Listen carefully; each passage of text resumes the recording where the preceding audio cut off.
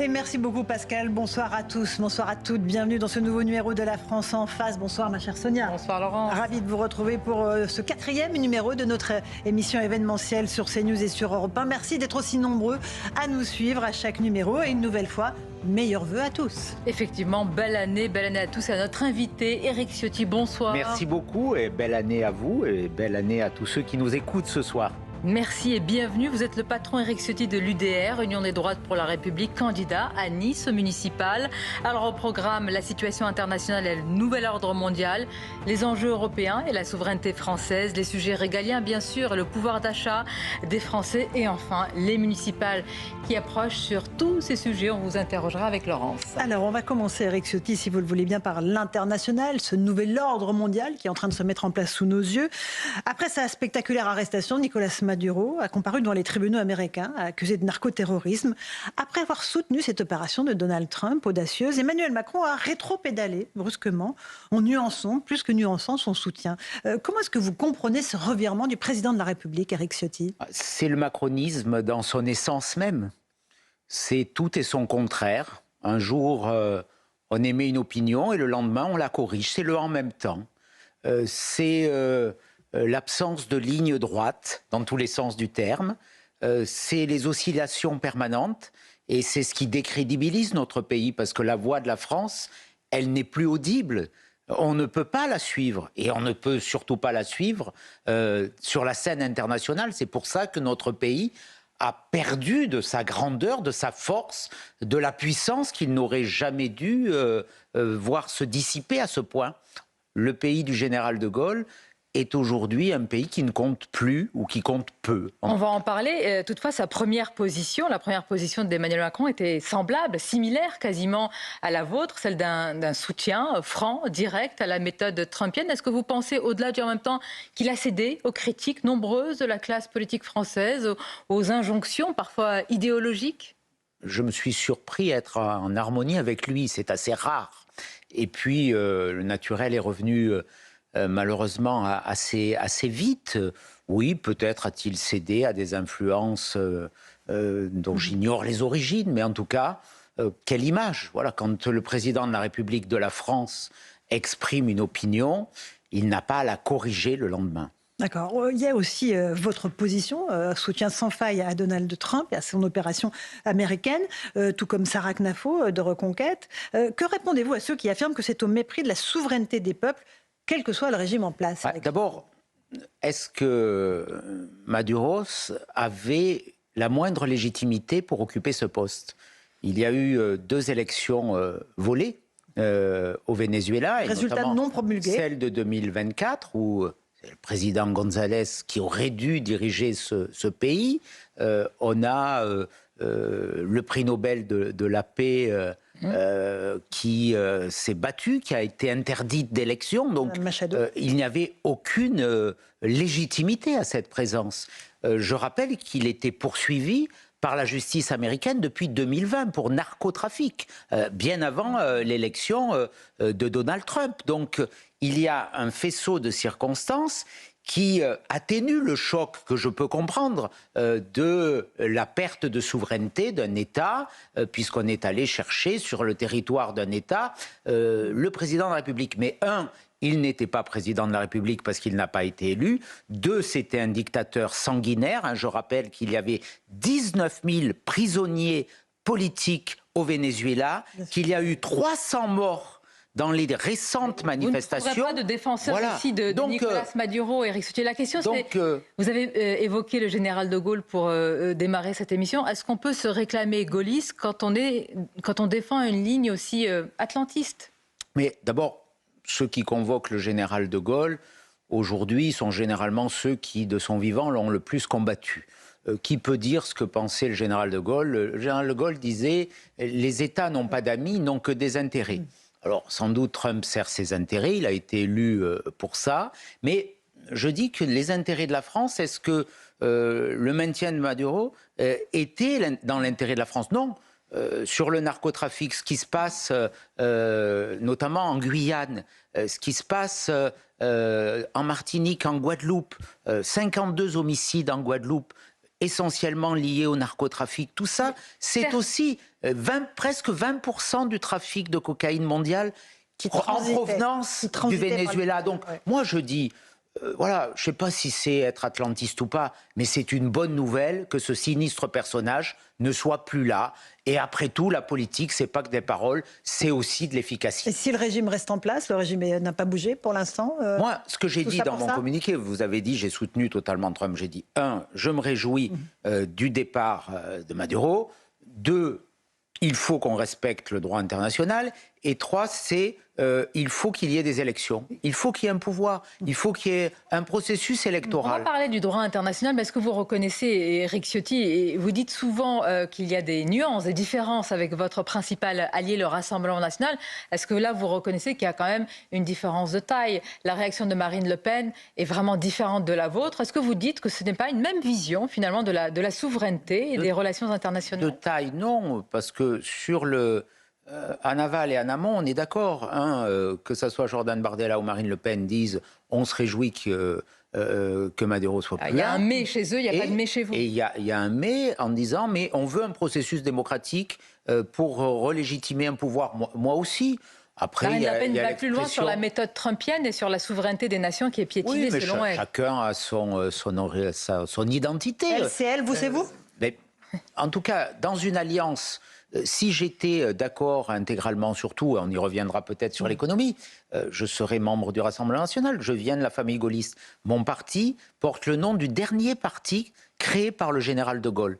Ceux qui lui ont succédé ont un peu édulcoré son message, même beaucoup, on en reparlera sans doute, quand je vois ce qui est devenu aujourd'hui les Républicains. Voilà. Donc, parti que vous avez présidé. Moi, j'ai mon identité gaulliste et j'ai cette alliance dont je suis fier, que je revendique. Ce qu'on veut dire avec Laurence, c'est qu'il y a une inversion des rôles. Emmanuel Macron, dans sa première position, c'est un soutien franc à Donald Trump, et Marine Le Pen a une position équilibrée à laquelle certains ne s'attendaient pas. Est-ce que vous-même, vous n'avez pas été surpris par Non, je n'ai pas été surpris. Il y a cet attachement à une forme de souveraineté, mais cette souveraineté, pour la France, moi, ce qui m'intéresse, c'est la souveraineté de la France. Et la souveraineté ne peut pas être dissociée de la puissance et de la grandeur. On n'est pas souverain si on est dépendant, on n'est pas souverain si on est fragile économiquement, on n'est pas souverain si on est sous l'influence ou sous la pression de la violence ou de l'immigration. Éric Ciotti, 21h07, on est en direct sur CNews et Europe 1 pour cette émission spéciale. Le principe, ce sont des questions de téléspectateurs et d'auditeurs. La première de ces questions, elle nous est posée par Elie, qui vous questionne sur justement la situation internationale. On l'écoute.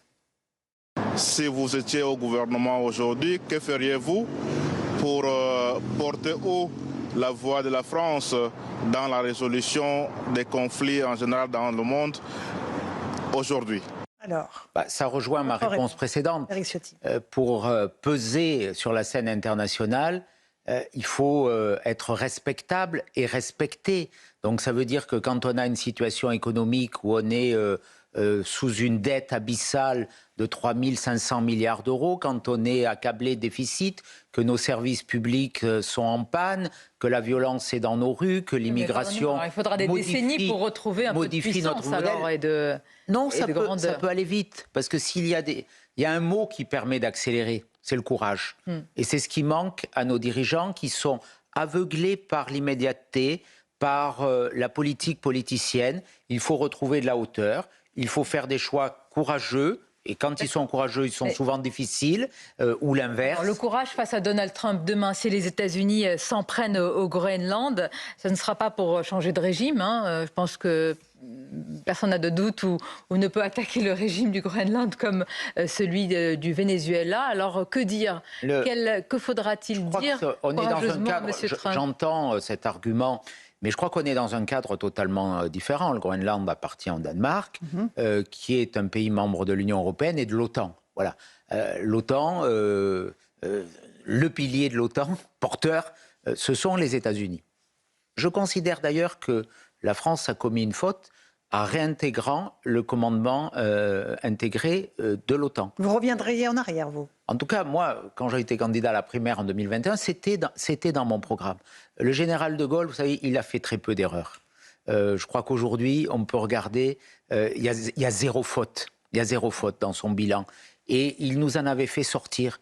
Et je crois que c'était aussi un signe de puissance, parce que dans les conflits entre les grands blocs, avant l'URSS et les États-Unis, aujourd'hui la Chine et les États-Unis, la France doit avoir sa spécificité, son autonomie, son indépendance. Et en fonction des intérêts de la France, elle doit arbitrer. Mais pour être écoutée, il faut être fort. Oui, il faut retrouver de la puissance. Demain, vous au pouvoir. Et ce n'est pas M. Macron qui a de la puissance. Avec le RN, mais si vous étiez vous au pouvoir, que diriez-vous à M. Trump s'il s'intéresse effectivement au Groenland sous le drapeau danois? On le dissuaderait de faire ça. Il y a une négociation entre alliés.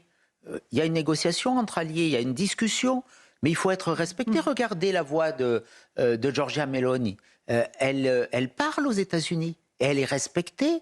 Et s'il y a des alliés qui sont respectés par les États-Unis, parce qu'ils savent se défendre face aux menaces intérieures aussi, quand Trump nous dit mais l'Europe subit une pression migratoire insupportable, elle est en train de s'autodétruire, quelque part, le diagnostic, il n'est pas faux. Donc ça veut dire qu'il faut qu'il y ait un réarmement de la France qui pèse plus au sein d'une Union européenne plus indépendante, qui sache se défendre de façon autonome. On a trop été soumis et il faut aujourd'hui retrouver cette indépendance, gage de souveraineté. Mais Éric Ciotti, ça veut dire que vous actez déjà que si les États-Unis annexent, achètent le Groenland, il ne devrait y avoir aucune réaction de la part de la France et de l'Union européenne? Il peut y avoir des réactions, mais le travail doit se faire préalablement. Donc maintenant, parce qu'il a dit que ce serait dans 3 semaines. Il ne faut pas que ça se produise. Voilà, ce travail, il doit se faire d'égal à égal.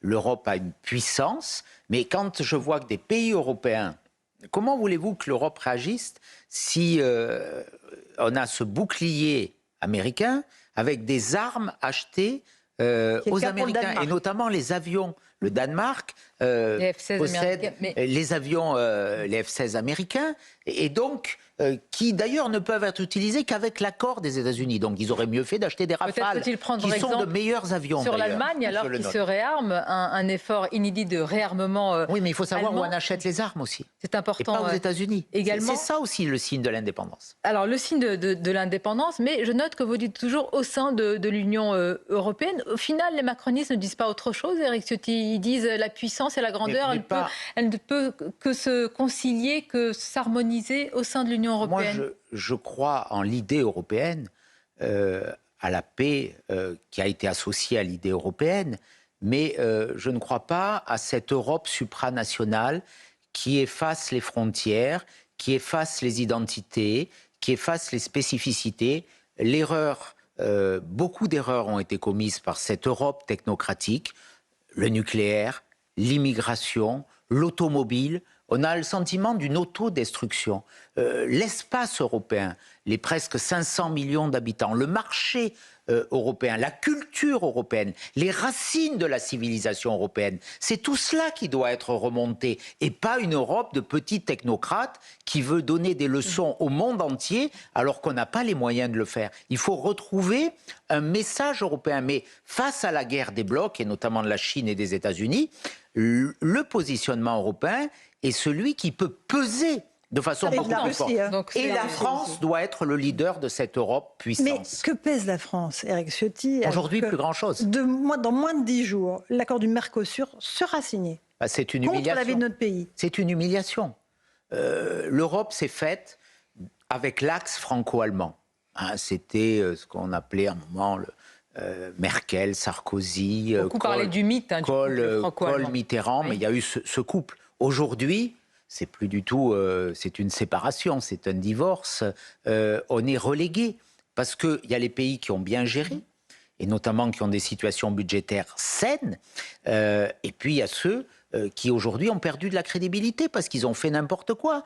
Et la France socialiste et la France macroniste a fait n'importe quoi. Et donc, elle ne compte plus en Europe. Et le Mercosur, c'est une humiliation, c'est une provocation pour nos agriculteurs. La France est une puissance. Une partie de nos paysans. La France est une puissance agroalimentaire exportatrice. C'était quasiment la première puissance exportatrice au monde. On est en train de perdre. Mais que feriez-vous, une nouvelle fois, la même question au pouvoir très concrètement? Demain, vous êtes donc imaginons au pouvoir avec vos alliés, le traité du Mercosur ou un autre traité qui impacte fortement nos paysans, eh bien vient sur la table et la France n'a plus son mot à dire. Que diriez-vous ? On ne respecte que les forts. Regardez comment on respecte l'Italie aujourd'hui. L'Italie, il y a quelques années, était moquée, méprisée, reléguée. On disait c'est le sud de l'Europe, ils sont accablés de dettes, il y a de la violence, c'est un pays qui perd ses racines. Aujourd'hui, c'est le pays qui émerge. Donc ça peut aller très vite. Si le pouvoir est fort, si le pouvoir est courageux, si le pouvoir regarde loin. Moi, ce que je reproche à nos dirigeants aujourd'hui, c'est la gouvernance par l'émotion, la réaction et la communication. C'est le court-termisme, c'est l'absence de hauteur, c'est l'absence d'ambition. Il faut retrouver ce destin et ce dessein collectif. Et je crois qu'avec un pouvoir dans l'Union européenne. courageux, mais on n'a pas le choix. On a entendu Jordan Bardella dire, on est en train de, ça nous interpelle, il dit on reste parce qu'on est en train de gagner la partie. Quand on regarde les faits avec Laurence sur l'agriculture, sur l'électricité, sur la désinformation, la lutte contre la désinformation, vous reconnaissez qu'il y a des interrogations. Il y a une prise de conscience. Sur le nucléaire, il y a une prise de conscience. Sur l'automobile, il y a une prise de conscience. Sur l'immigration, il y a une prise de conscience. Qui n'arrive qu'avec retard en France d'ailleurs. L'immigration, regardez, le chancelier Merz a rompu avec ce délire d'un monde ouvert et ce droit d'asile donné à tout le monde, y compris à ceux qui n'avaient aucune condition pour le mériter, pour mériter le noble statut de réfugié en fuyant la guerre. Regardez, on n'est plus dans l'Union européenne, mais ce fut pour les Britanniques qui quittent l'Europe. Je crois que ça a été dommageable pour l'Europe, peut-être plus que pour la Grande-Bretagne. Mais là aussi, il y a un revirement des gouvernants socialistes sur l'immigration. Regardez ce qui se passe au Danemark. Donc, on a besoin... Et oui, Jordan Bardella a raison. On voit bien que certains se rendent compte aujourd'hui que l'Europe, en gros, socialiste, social-démocrate, elle nous a envoyés dans le mur. Éric Ciotti, une dernière question sur l'international. On va passer ensuite aux questions françaises et régaliennes. On a entendu, vous avez évoqué l'Italie. Giorgia Meloni a dit qu'il n'était pas question d'envoyer des troupes italiennes en Ukraine pour servir de garantie de sécurité en cas de cessez-le-feu et pour parler de paix. Emmanuel Macron n'est pas sur cette position-là. Est-ce que vous êtes prêt à voir des soldats français partir en Ukraine ?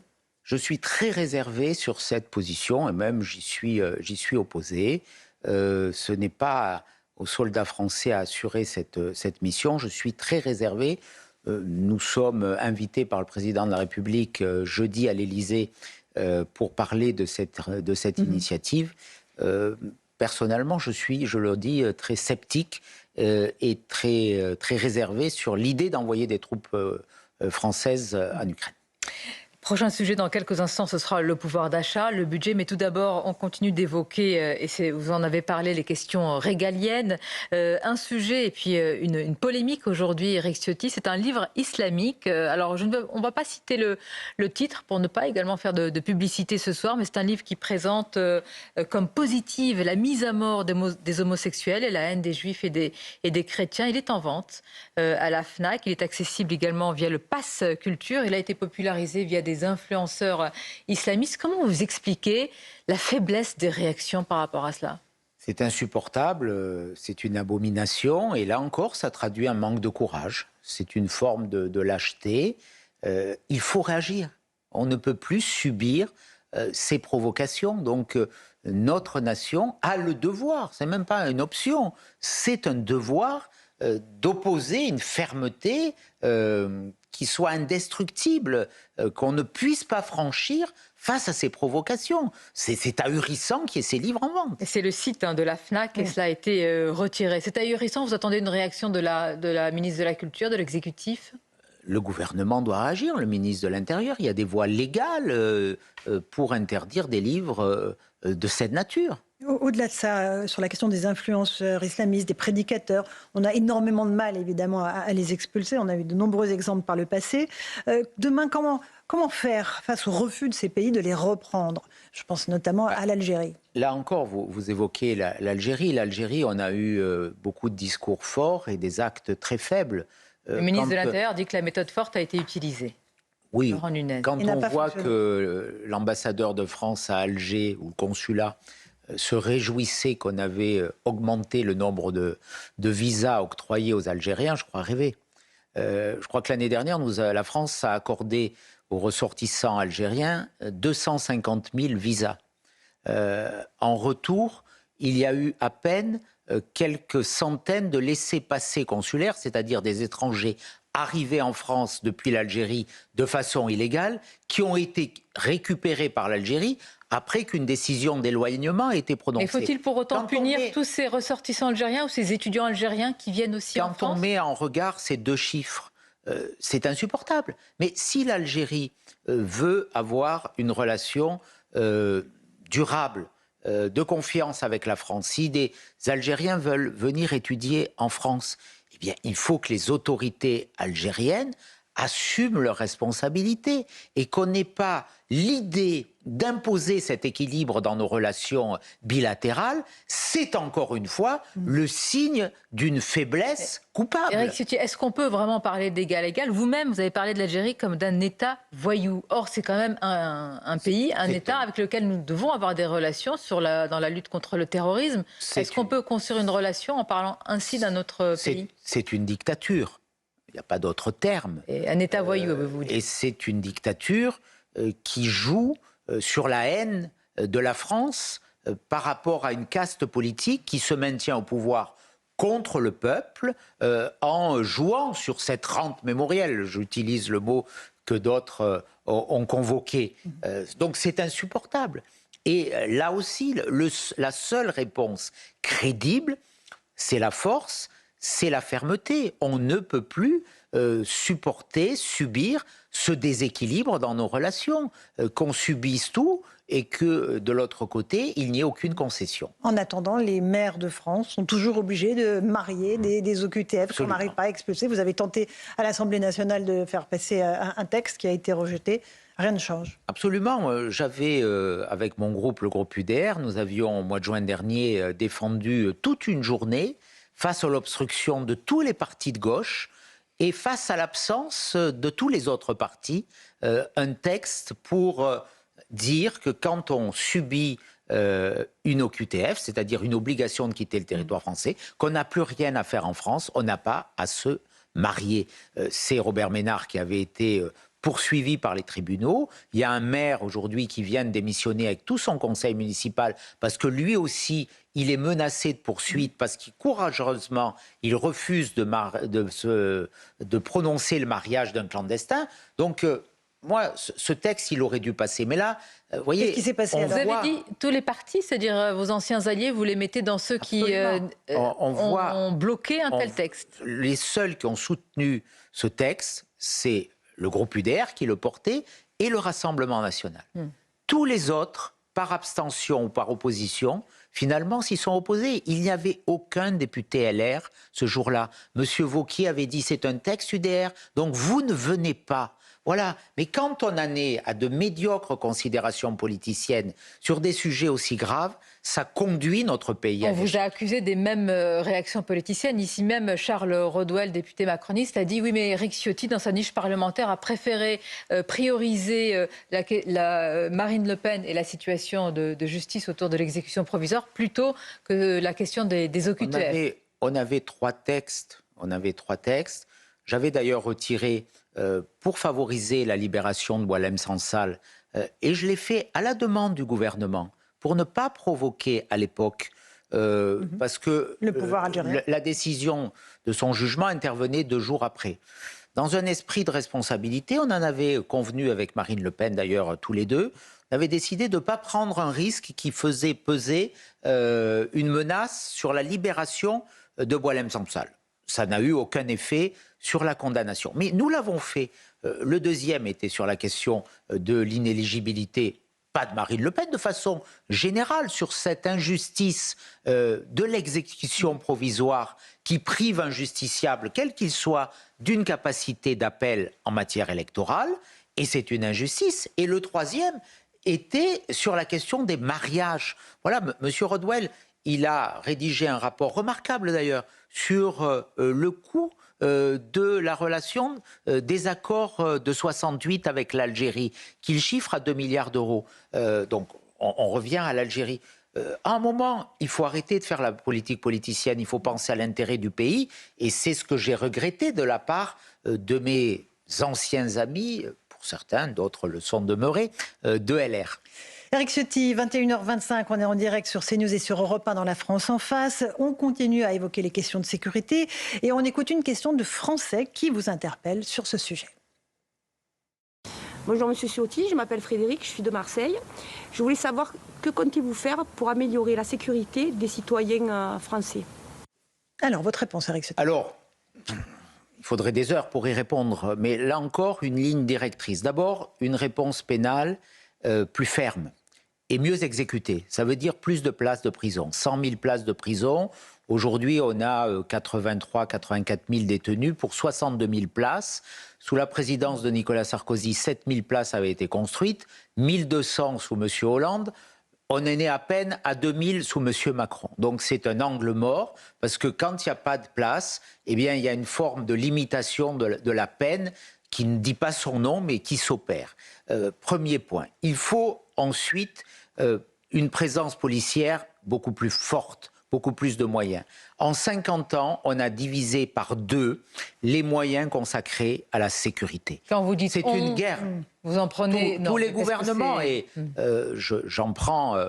moi, j'ai jamais été membre d'un gouvernement, mais allez, j'en prends ma part. Lorsque de 2007 à 2012, on était au gouvernement, même si il y avait des moyens beaucoup plus considérables et que Nicolas Sarkozy avait mis des dispositions qui étaient efficaces, et plus efficace en tout cas, en matière de sécurité. Mais on aurait dû aller plus loin. On aurait dû mener une guerre implacable, notamment au narcotrafic. Un chiffre, sur 1 000 € de dépenses publiques, on consacre 15 € à la sécurité et on consacre 7 € à la justice. C'est naturellement trop peu. Certes, mais Éric Ciotti, il y a un volontarisme affiché quand même, ne trouvez-vous pas, en tous les cas, de l'exécutif dans la lutte contre les narcotrafics. Il y a également la politique dite de harcèlement des dealers, désormais le parquet national anticriminalité, le fameux PNACO. Tout cela est insuffisant pour vous? Le PNACO, je l'ai soutenu, c'est une idée d'Éric Dupond-Moretti, pas de M. Darmanin d'ailleurs. Il semble l'oublier, mais rendons à César ce qui appartient à César après tout. Le PNACO, il y a 9 magistrats aujourd'hui, 9 magistrats. On considère qu'il y a 700 dossiers de narcotrafiquants extrêmement sensibles. Il faut des parquetiers, c'est le parquet national dans la lutte contre la criminalité organisée, c'est très bien. Mais il faut des juges du siège aussi. Il faut des juges de la libération, de la détention et de la liberté. Il faut des JLD, il faut des juges d'application des peines, il faut des greffiers. Donc tout ça relève beaucoup de la communication. Dans un pays aussi endetté. Et puis, surtout, il faut des services d'enquête.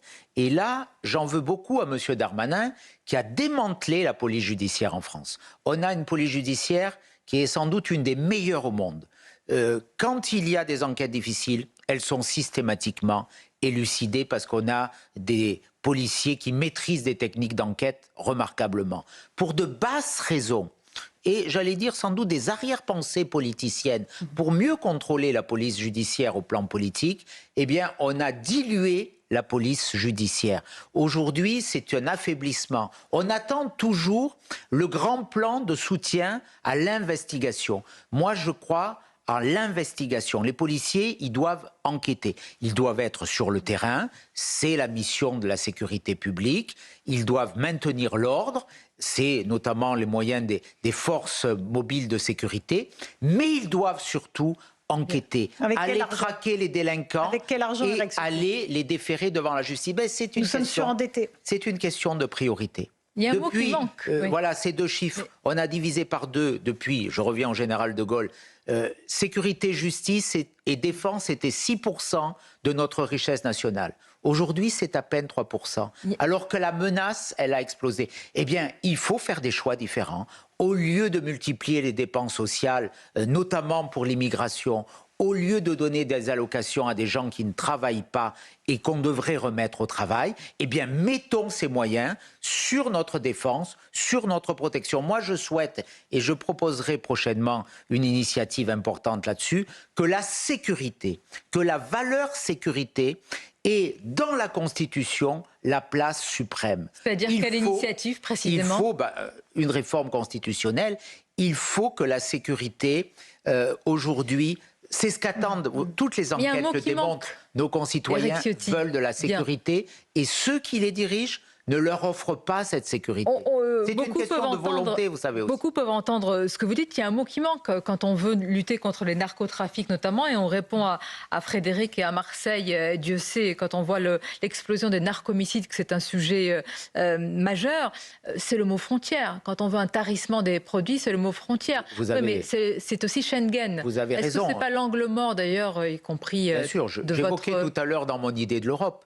Moi, je veux une Europe qui ait aussi des frontières, qui ait des États, qui ait des contrôles. Cette insécurité qu'évoquait votre téléspectatrice qui m'interrogeait, elle a aussi une source qui vient de l'immigration.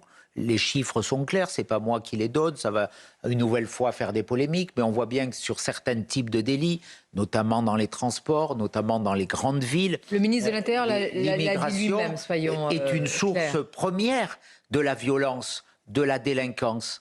Donc il faut agir aussi pour couper le robinet de l'immigration. Aujourd'hui, depuis l'élection de M. Macron en 2017, chaque année, environ 500 000 nouveaux étrangers arrivent on va y venir, sur le je parlais territoire du tarissement national. des produits, tout simplement. Est-ce que l'Allemagne, par exemple, a rétabli des contrôles aux frontières? Pourquoi la France ne le fait pas? Il y a aujourd'hui un contrôle aux frontières.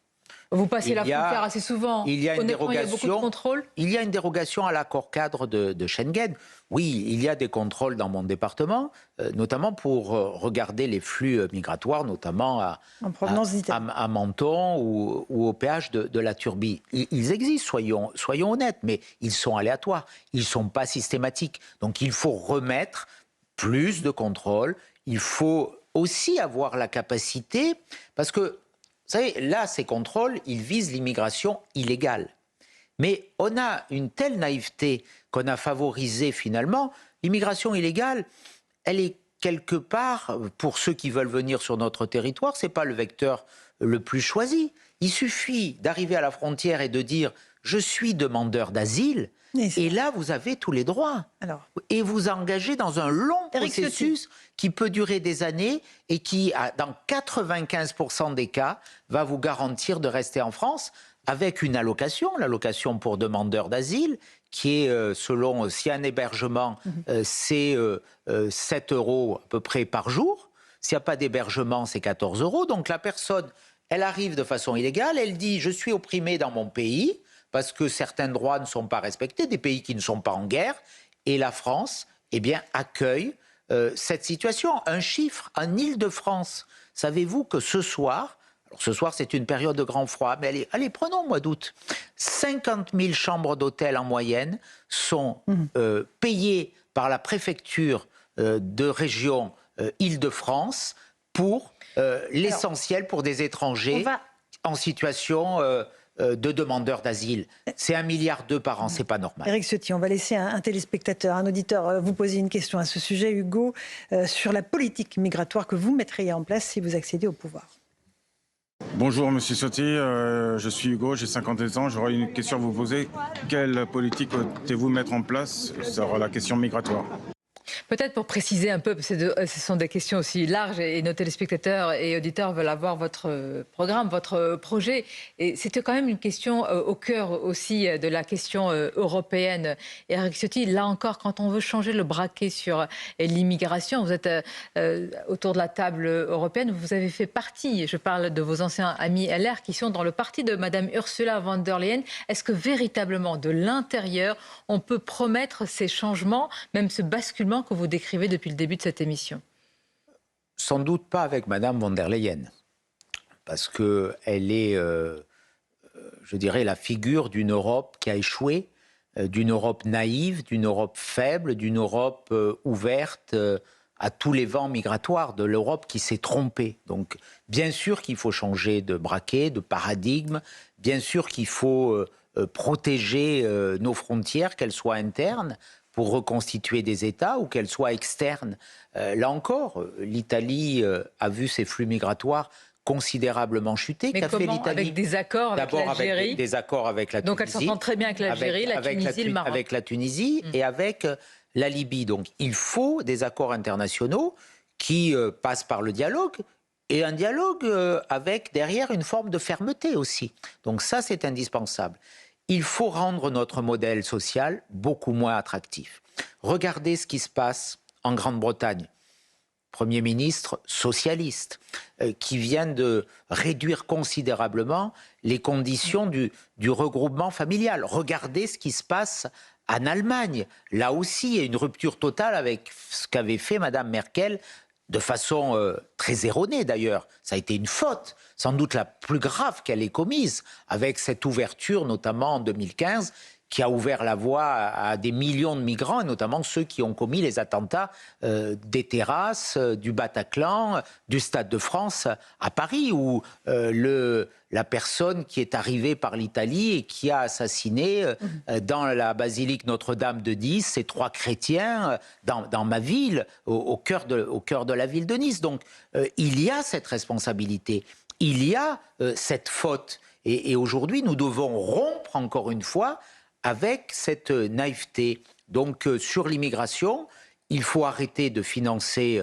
ce qu'on ne peut plus financer. J'évoquais ces chambres d'hôtel, j'évoquais la prise en charge de personnes qui viennent se faire soigner, soi-disant pour des raisons psychiatriques dans les hôpitaux français et qui bénéficient de titres de séjour. On pourrait parler des dérives de l'AME.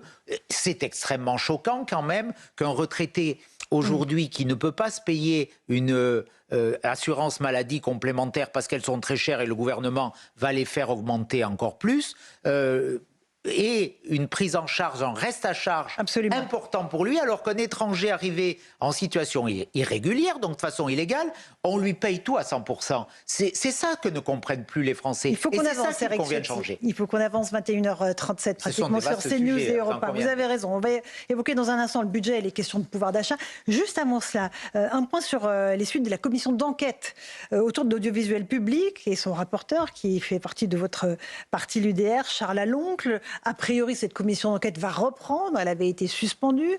Est-ce que vous pensez qu'il y a eu une tentative de bloquer cette commission d'enquête afin que les Français ne sachent pas toute la vérité sur ce qui se passe réellement dans l'audiovisuel public? J'ai souhaité cette commission d'enquête. Elle a été créée par le groupe que j'ai l'honneur de présider, le groupe UDR à l'Assemblée nationale. Elle bénéficie aujourd'hui d'un formidable rapporteur, Charles Aloncle, qui est député de mon groupe. Et elle travaille avec une idée simple. Moi, je n'ai rien contre l'audiovisuel public. Je ne suis pas idéologiquement un ennemi du service public. Il y a de belles et grandes émissions, il y a de très bons journalistes sur le service public. Mais a-t-on voulu faire taire cette commission d'enquête? L'audiovisuel public est financé par de l'argent public. Et quand il y a de l'argent public, il doit y avoir encore plus de devoirs. Il doit y avoir 2 devoirs, à mon avis. Une indépendance totale. Il ne doit pas y avoir d'idéologie. Et beaucoup de Français ont eu le sentiment, et je dirais de mon point de vue légitime, qu'il y a eu une dérive vers la gauche du service public, voire vers l'extrême gauche. Et 2, quand il y a de l'argent public, il ne doit pas être gaspillé. On a voulu fermer cette commission d'enquête. Ça gêne. On voit bien que ça gêne, ça rentre en confrontation avec des intérêts personnels, avec des intérêts politiques. Et donc, le travail de cette commission, c'est de redire au service public, on attend d'un service public qu'on peut aimer, qui a son utilité dans une nation, peut-être pas dans cette configuration. Moi, ça, nous verrons par la suite, mais un service public à 4 milliards d'euros avec une multiplicité de chaînes, c'est sans doute beaucoup et c'est certainement trop. Et que, en tout cas, cet argent public, il soit quand même géré avec beaucoup plus de rigueur et de transparence. Eric, ça n'empêche que l'on peut... C'est assez simple. Tout le monde peut s'y retrouver. On peut interroger les méthodes du député ciottiste Charles Aloncle sont elles-mêmes interrogées, critiquées par certains. Certains estiment qu'il est pugnace, d'autres qu'il se comporte en petit inquisiteur. Est-ce que vous-même, vous l'avez peut-être conseillé sur la manière de reprendre les auditions de cette commission, parce que l'objectif quand même, c'est de faire la lumière sur un sujet important. Moi, je trouve qu'il fait un travail remarquable. Il va il connaît parfaitement ses dossiers, il pose les bonnes questions et il soulève les vrais débats. Donc, laissons travailler cette commission. Elle a encore quelques semaines de travail. il y a des auditions importantes. Les critiques sont par exemple de l'animateur Nagui qui menace de poursuites judiciaires Charles Aloncle. Charles Aloncle qui, rappelons-le, s'est intéressé au contrat de production, notamment de l'animateur Nagui, parlant d'enrichissement depuis qu'il travaille sur le service public. Et l'animateur l'accuse de racisme eu égard à ses origines égyptiennes. Nous en sommes là aujourd'hui dans une commission d'enquête. C'est une foire d'empoigne ou une commission d'enquête? Sincèrement, je pense que cet argument, il est assez léger, voire un peu ridicule. Nagui, je crois, devra venir devant la commission d'enquête. Il aura tout loisir de répondre combien ces émissions coûtent et on verra si elles coûtent plus que les autres et combien il a touché. Chaque légitime de chaque contribuable doit le savoir puisque finalement ce sont tous les Français qui payent les émissions de Nagui au travers du service public. Donc c'est pas un procès, c'est de la transparence. Allez, on va avancer parce que le temps file, 21h40 sur CNews et Europe 1. Le budget, l'économie, le budget revient en débat à l'Assemblée nationale. Vous ne le voterez pas? Il n'y a aucune chance que ce budget soit voté? Non, je ne le voterai pas parce que c'est un mauvais budget. C'est un budget qui fait l'inverse de ce qu'il faudrait faire. Un mot quand même sur la situation financière de notre pays qui est catastrophique. Nous sommes au bord de l'abîme. Cet été, on ne parlait que de la dette. M. Bayrou ne parlait que de la dette. A raison. Et il avait raison. Il avait raison parce que c'est une menace, c'est une hypothèque extraordinairement grave qui pèse sur notre pays. Nous sommes aujourd'hui pas loin de 3 500 milliards d'euros de dette, 118%. La plupart des pays européens se sont désendettés. Vous savez, quand Nicolas Sarkozy a été élu président de la République, nous étions à peu près au même niveau de dette que l'Allemagne, autour de 60-65% du PIB. Aujourd'hui, l'Allemagne est à 70-75, je crois. Et nous, on a doublé. Mais justement, donc, le gouvernement utilise ces arguments pour vous dire qu'il faut voter le budget. Ça veut dire aujourd'hui qu'on ne peut pas voter un budget qui continue avec un déficit. L'objectif du budget, c'est un déficit à 5%. 5%. On est à 2% de la moyenne sur l'Union européenne. Donc, c'est naturellement mauvais. Et c'est un budget qui, de l'autre côté, continue d'augmenter les impôts. Mais on est dans le... Mais là encore, dans un dérapage. Pour les Français qui nous regardent et nous écoutent ce soir, qui n'en peuvent plus de ces débats, qui ne comprennent plus où vont les parlementaires sur le budget, ne faut-il pas passer à autre chose? Non. Non, on ne va pas passer à autre chose avec un mauvais budget. Un budget qui dépense et qui prélève. Mais qu'est-ce que vous comptez avoir alors? Le mal français, c'est quoi? C'est qu'il y a trop de dépenses publiques et trop d'impôts. Et ce budget, il rajoute des dépenses publiques et il rajoute des impôts. Donc je suis radicalement opposé aux objectifs de ce budget et qui en plus est écrit, coproduit par M. Hollande et M. Faure, puisque à quoi assistons-nous? À une forme de chantage politique délirant. Monsieur Hollande a dit « Nous ne censurerons pas le gouvernement, donc nous assurerons la survie de Monsieur Lecornu et de ses amis macronistes. Nous ne le censurerons pas, mais vous allez faire ce que nous voulons. » Donc suspension de la réforme des retraites. Irresponsable. Irresponsable. Monsieur Ciotti. Nous allons augmenter les impôts sur les entreprises, sur les revenus du capital avec une augmentation de la CSG. Eh bien, je ne peux pas me retrouver dans un tel scénario aussi grotesque. Le Rassemblement national est favorable à cette suspension de la réforme des retraites. Irresponsable aussi. Le Rassemblement national a un projet sur les retraites qui n'est pas du tout celui du Parti socialiste. Nous avons, et c'est sans doute la différence la plus importante dans un accord qui est un bel accord, qui est loyal et qui est puissant entre nous.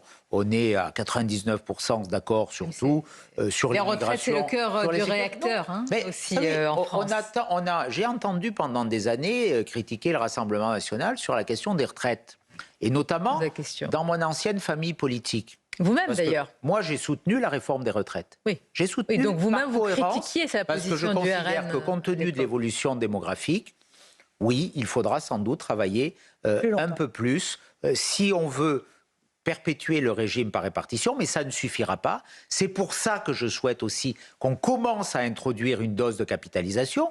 Mon parti a fait un forum avec des propositions très concrètes. Imaginez jusqu'où vous allez. Capitalisation, est-ce que vous alliez entendre cela?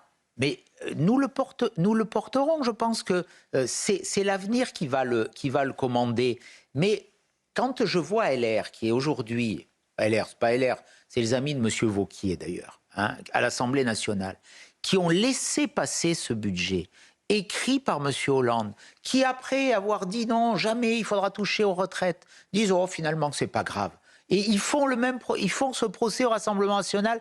Quelle est la crédibilité? Le Rassemblement national sur les retraites, il dit ceux qui ont commencé à travailler très jeunes, qui ont les annuités suffisantes peuvent partir plus tôt. Ils sont cohérents, ils l'ont toujours dit. C'est assez cohérent et ils l'ont dit avant les élections. Moi, je respecte ceux qui ont une parole cohérente, même si je ne suis pas d'accord, plutôt que ceux qui disent un discours avant les élections et qui font l'inverse après pour garder leur petit siège. Éric Ciotti, 21h45, nous avons une question d'Elisabeth qui est retraitée et qui s'adresse à vous. Monsieur Ciotti, bonjour. Je suis Elisabeth, j'ai 65 ans et je voudrais savoir quelles mesures vous allez prendre pour améliorer le pouvoir d'achat des Français, des retraités en particulier. Alors d'abord, m'opposer à ce gouvernement. Parce que dans ce gouvernement, il y avait des mesures, et dans ce budget, contre les retraités. Il y avait la suppression de l'abattement de 10% sur les retraites. Il y a l'interdiction du cumul emploi-retraite. C'est quand même d'une stupidité absolue. Il y avait la tentative d'augmentation de la CSG, et notamment de la CSG sur certains revenus du capital. Donc il y a des mesures, il y avait le fait de ne pas indexer les retraites sur les prix, c'est-à-dire que les prix du panier alimentaire, par exemple, augmentent et madame doit le vivre au quotidien quand elle fait ses courses, et la retraite, le gouvernement ne voulait plus l'augmenter. Bien, nous sommes battus avec le Rassemblement national, avec l'UDR, pour faire en sorte qu'on continue à faire en sorte que la retraite évolue en même temps que les prix. Donc ce sont des mesures pour les retraités, mais nous portons aussi, et là c'est une mesure qui est dans le contre-budget que nous partageons avec le Rassemblement national, une mesure de baisse de la TVA sur l'énergie, d'une mesure de baisse sur les produits de première nécessité de la TVA. On voit bien quand on interroge les Français sur leur inquiétude, sur leurs priorités. Un, c'est la sécurité. Deux, c'est le pouvoir d'achat. Donc c'est là où il faut apporter des réponses. Et puis moi, au-delà des retraités, avec l'UDR, si vous permettez, on a apporté une mesure, parce qu'on a un grand plan global d'économie de 250 milliards d'euros de dépenses publiques sur 10 ans, et qui permettrait d'augmenter les salaires. Parce qu'en France, nous avons des impôts trop hauts, des charges trop fortes et des salaires trop bas. On a des salaires parmi les plus bas de l'Union européenne et on a les prélèvements les plus hauts. D'inspiration notamment milléiste, de Javier Milei. Non, mais vous assumez. On ne peut pas comparer chaque pays. On parlait des États-Unis, de l'Argentine. C'est pas la France. On a notre culture. On va avoir plusieurs modèles. L'esprit de dire on dépense moins d'argent public et on prélève moins d'impôts et on donne plus de revenus à ceux qui travaillent, ça me convient parfaitement et c'est le programme de l'UDR. Éric Ciotti, vous êtes l'invité exceptionnel de La France en face. On va évoquer la bataille municipale qui va bientôt démarrer. Un mot peut-être sur Marine Le Pen qui va être jugée en appel à partir du 13 janvier prochain. Dans quel état d'esprit est-elle actuellement? Il y a aussi un juge aujourd'hui qui a mis en garde contre d'éventuelles ingérences américaines dans ce procès. D'abord, moi je veux lui dire ma confiance, mon amitié. C'est une épreuve qu'elle subit et qu'elle affronte avec le courage qui est le sien, avec beaucoup de force et avec beaucoup de dignité. C'est une femme qui se bat, elle s'est battue toute sa vie et je la vois très combative face à cette épreuve. Si elle était condamnée en appel, Jordan Bardella est le candidat naturel, en tous les cas de son point de vue, logique, avec selon vous vraiment les mêmes idées, le même positionnement? Chacun a sa personnalité. Et c'est lui, elle, c'est elle. On n'est pas des clones, mais je sens une solidarité entre eux extrêmement forte. Marine Le Pen a dit les choses. Si elle ne pouvait pas être candidate. Voilà, donc c'est une force aussi d'avoir préparé une suite dans un mouvement politique. Vous savez, moi, j'ai tellement vécu à LR cette guerre où dès qu'il y avait quelqu'un qui avait du talent, on voulait lui couper la tête pour rester à vie au pouvoir ou ne pas laisser émerger des talents, que quand on a une femme d'État qui prépare l'avenir, et on a tous à préparer l'avenir, eh bien, c'est un signe de responsabilité. Je vois aussi beaucoup de force, beaucoup d'intelligence, beaucoup de courage chez Jordan Bardella. j'entends les procès qui lui sont faits. Très critiqué en ce moment. Dominique de Villepin affirme qu'on ne monte pas dans un avion avec 0 heure de vol. Donc, je crois que je serais monsieur de Villepin, je resterais un peu caché dans l'ombre compte tenu de son bilan et de son œuvre globale. Mais voilà, Jordan Bardella, on lui reproche quoi? D'être jeune. C'est un défaut qui se corrige un peu plus chaque jour. Et on lui reprocherait un manque d'expérience. Mais ceux qui ont mis la France dans cet état, ce sont ceux auxquels on reconnaît l'expérience. Plus précisément, ceux qui ont créé la dette, capacités. les déficits, ceux qui nous ont fait perdre la crédibilité internationale, tout ce que nous avons invoqué, ceux qui ont ouvert les vannes de l'immigration, ceux qui ont fait que les homicides en France depuis 2012 ont quasiment doublé, homicides et tentatives d'homicide, plus 70%, ceux qui ont fait qu'il y a 1200 agressions par jour, 3 homicides tous les jours, que chaque jour 100 policiers et gendarmes sont blessés. C'est ceux-là qui ont de la compétence, c'est ceux-là qui ont de l'expérience. Mais vous savez, on ne trompe pas les Français. Aujourd'hui, il faut un changement radical, brutal. Il faut balayer une classe politique. Il faut balayer une classe politique qui a failli. Tous ceux qui nous gouvernent aujourd'hui. Balayer une classe politique. Ben oui, parce que vous allez devoir gouverner si vous arrivez au pouvoir avec cette même classe. Quand même. Non.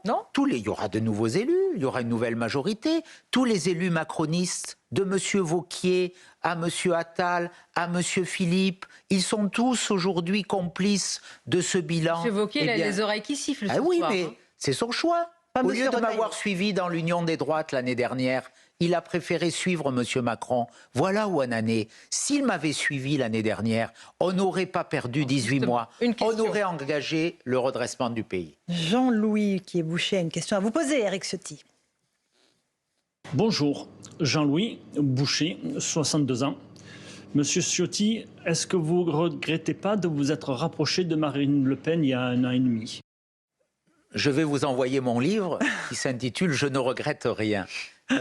Et l'heure est venue de vous dire pourquoi aux éditions Fayard. Chez Fayard. Naturellement, je ne regrette absolument pas ce choix. Au contraire, j'en suis fier. Et beaucoup de gens me disent aujourd'hui... tu as eu raison avant les autres. Vous savez, l'actualité aujourd'hui a convoqué cette idée d'union des droites. Reconnaissons que Nicolas Dupont-Aignan avait aussi franchi le Rubicon. Personne à LR, en tout cas, avant moi. J'ai été président de LR. Et personne après, sans doute J'espère que d'autres vont venir. Mais en tout cas, j'ai fait ce choix. On m'a attaqué, on m'a accablé, on m'a agonie d'injures. Mais regardons où en est le pays aujourd'hui. On pourrait gouverner aujourd'hui.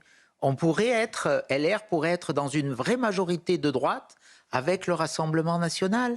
Et sincèrement, vous croyez qu'on ne ferait pas mieux que ceux qui sont là aujourd'hui, dans ce chaos, dans ce fracas, dans cette impuissance?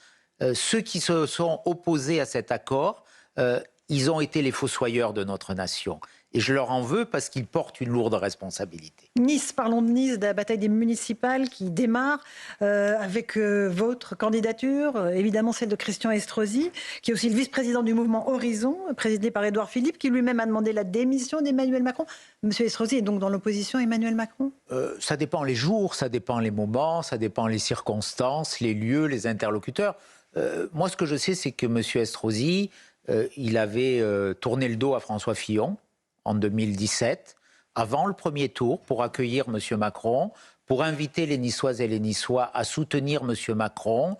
Il a été un immense courtisan de M. Macron. Ce n'est pas moi qui le dis, c'est M. Dupond-Moretti aussi. Alors aujourd'hui, quand M. Macron est au fond du trou, bon, il fait semblant un peu de s'éloigner, mais ce n'est pas ça ma conception de l'engagement politique.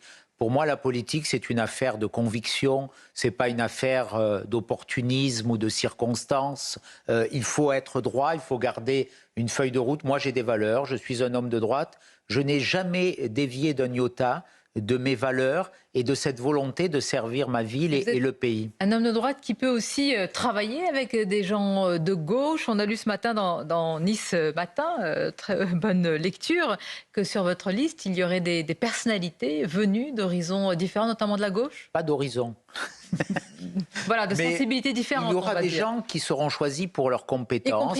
Quand j'ai autour de moi le président de l'OGC Nice, Jean-Pierre River, il n'est pas adhérent de ma formation politique. C'est un homme qui sert sa ville, qui aime Nice, qui est un chef d'entreprise. Quand j'ai l'ancien bâtonnier, je ne sais pas quelle est son appartenance politique, qui va remettre de l'éthique parce que nous en manquons beaucoup cruellement à Nice. J'annoncerai cette semaine un haut fonctionnaire qui sera adjoint aux finances et qui aura en charge de baisser les impôts qui ont quasiment doublé à Nice du fait d'une mauvaise gestion.